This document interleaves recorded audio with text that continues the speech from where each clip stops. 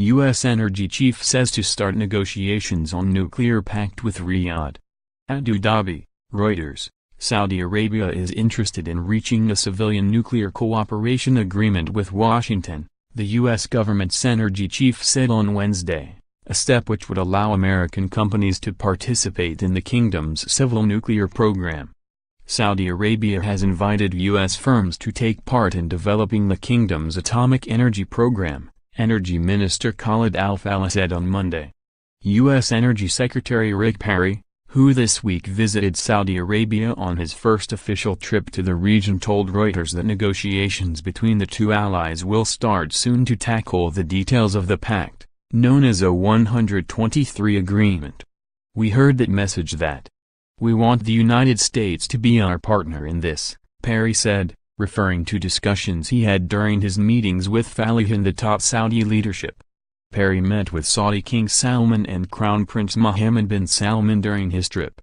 But one potential sticking point could prove to be Riyadh's ambitions to have the ability of one day enriching uranium, the process for producing fissile material which can have military uses.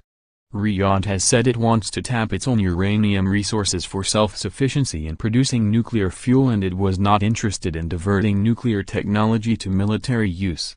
But under Article 123 of the U.S. Atomic Energy Act, a peaceful cooperation agreement is required for the transfer of nuclear materials, technology and equipment.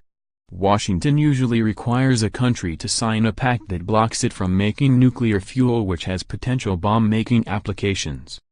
In previous talks, Saudi Arabia has refused to sign up to any agreement that would deprive it of the possibility of one day enriching uranium itself.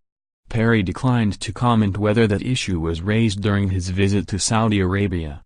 "It is not for me to negotiate the deal, but we have agreed to move forward. We are going to get a negotiating team together going forward and try to hash out any details. But I feel comfortable that progress was made on that front," he said.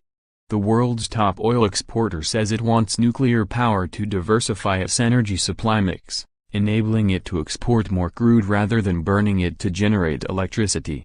Riyadh sent a request for information to nuclear reactor suppliers in October in a first step towards opening a multi-billion-dollar tender competition for 2 nuclear power plants, and plans to award the first construction contract in 2018.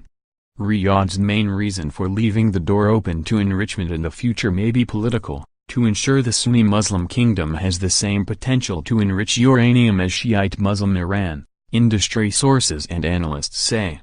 Reporting by Rania El Gamal, editing by Greg Malich.